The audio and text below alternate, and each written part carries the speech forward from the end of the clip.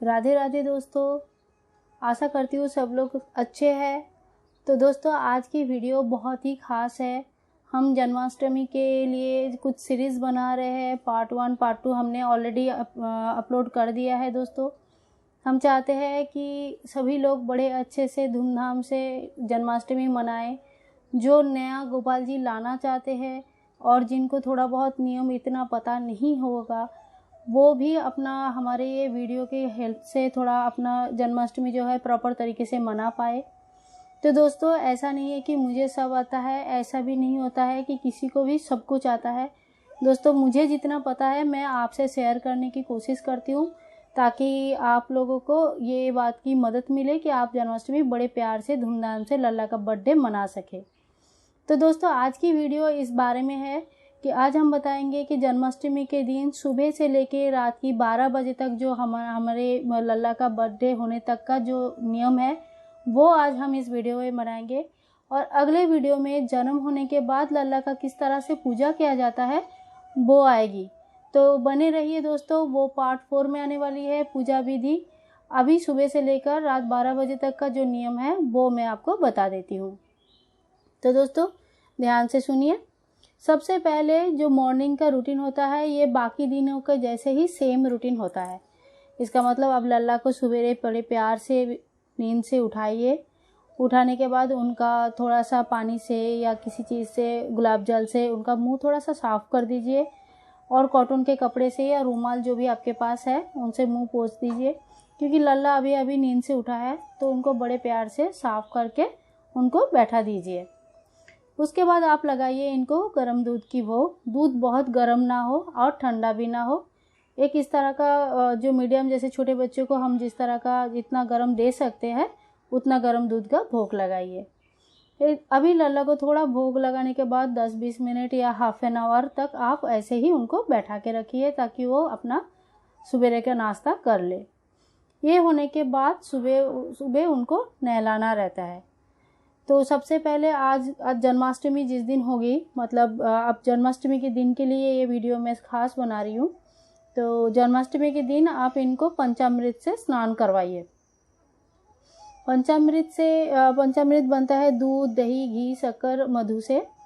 तो इन पांचों को मिला के एक साथ बना के भी आप इनको स्नान करवा सकते हैं।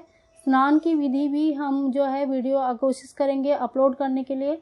नहीं तो दोस्तों मैं एकदम आपको अच्छे से समझ में आए इस तरह से आपको बता रही हूँ।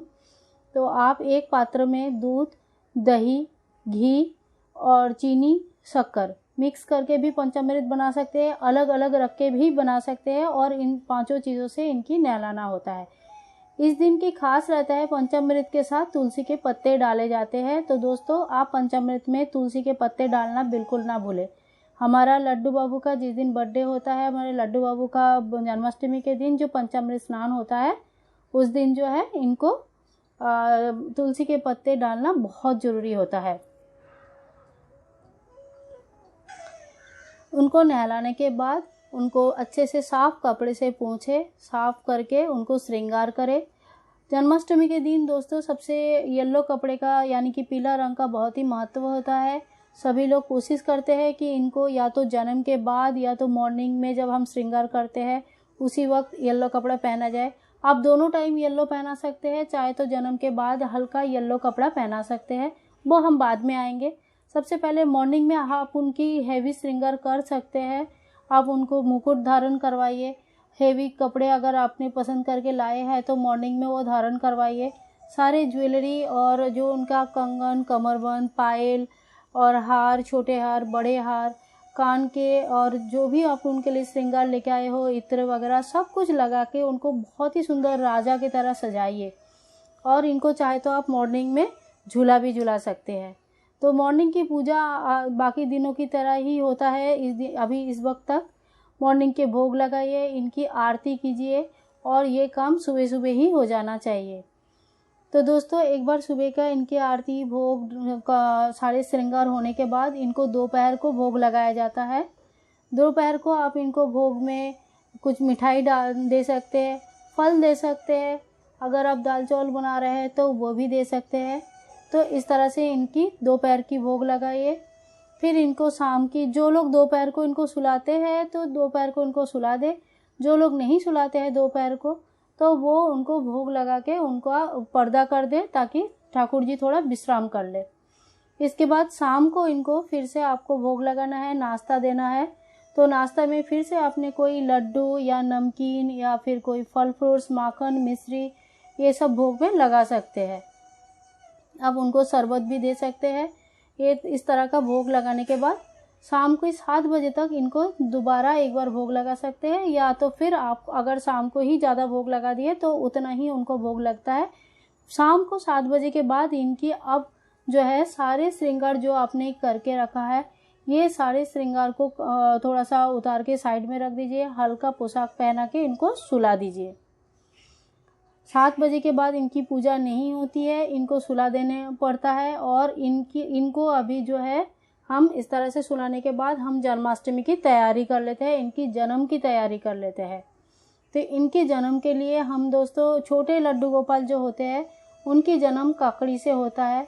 जैसे 0 नंबर, 1 नंबर या 2 नंबर के लड्डू गोपाल तक आप ककड़ी से बड़ा कोई ऐसे इतनी साइज़ के बड़े ककड़ी लेके उनसे जन्म करवा सकते हैं।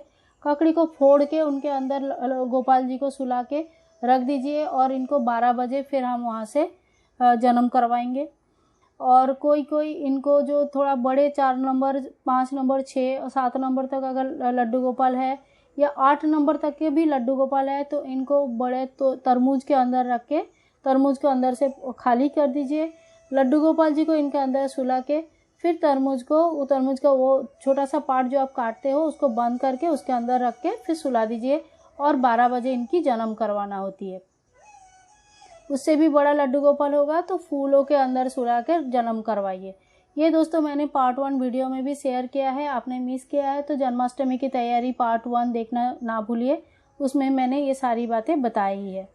तो इस तरह से लड्डू गोपाल जी को जब हम जन्म करवाने के लिए ककड़ी या तो फिर तरबूज के अंदर रखते हैं या फूलों के अंदर रखते हैं तो ख्याल कीजिए दोस्तों इनके कोई भी आप हैवी श्रृंगार करके या श्रृंगार करके नहीं सुलाएंगे।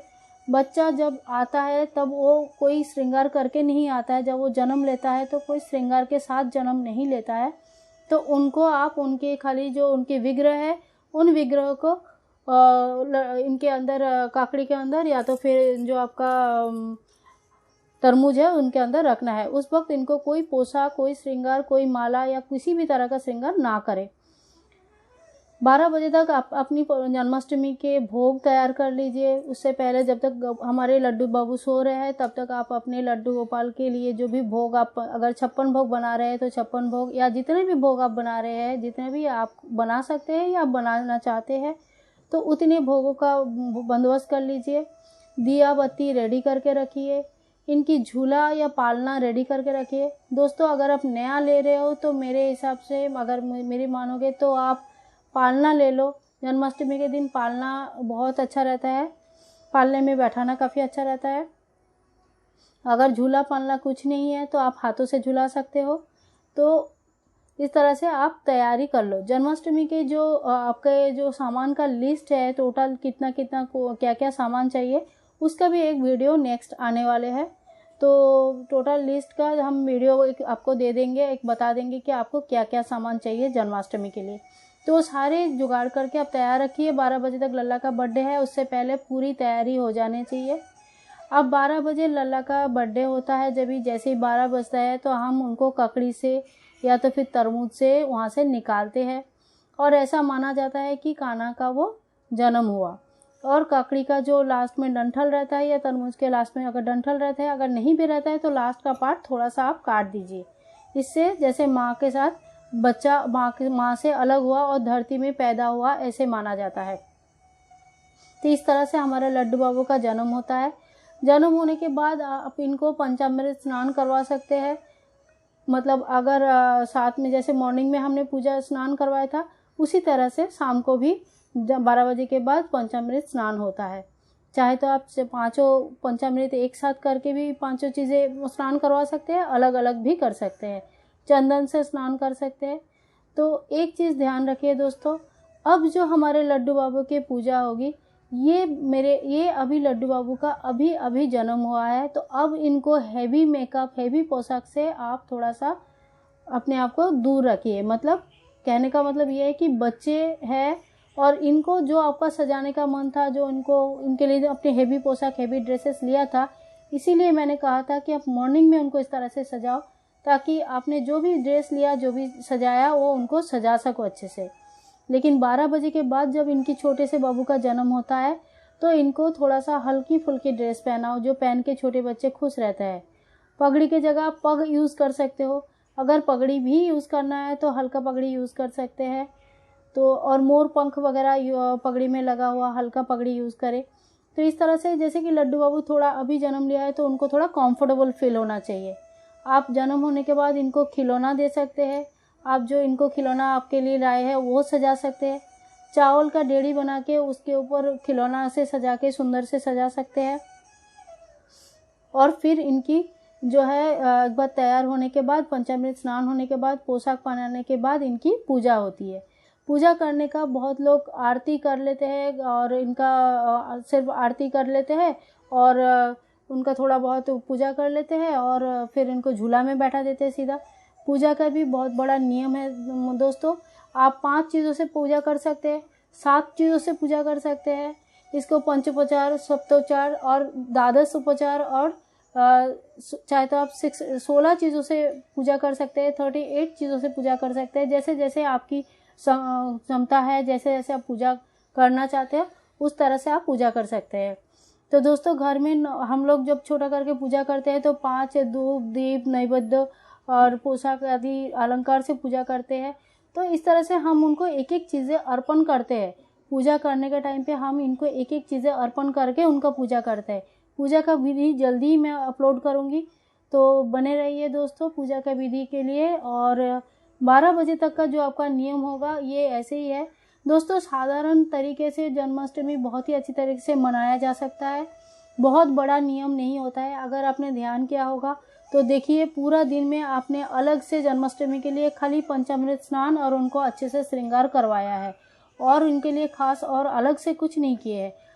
अलग से जो होता है वो होता है इनकी 12 बजे जन्म के बाद इनकी पूजा विधि। तो पूजा विधि की वीडियो जल्दी आएगा, आप बने रहिए, साथ में रहिए। लाइक, शेयर, कमेंट करना ना भूलें। और मैं भी कोशिश करूँगी कि जल्दी से जल्दी सारे वीडियोज़ आपके साथ शेयर करूँ ताकि आपको तैयारी करने में ईजी हो जाए दोस्तों। तो अभी के लिए हम विदाई लेते हैं। वीडियो अच्छी लगी होगी तो लाइक, शेयर, कमेंट जरूर कीजिए, सब्सक्राइब कीजिए और साथ में रहिए, बने रहिए। तब तक के लिए बाय बाय दोस्तों, टाटा, जय श्री कृष्णा।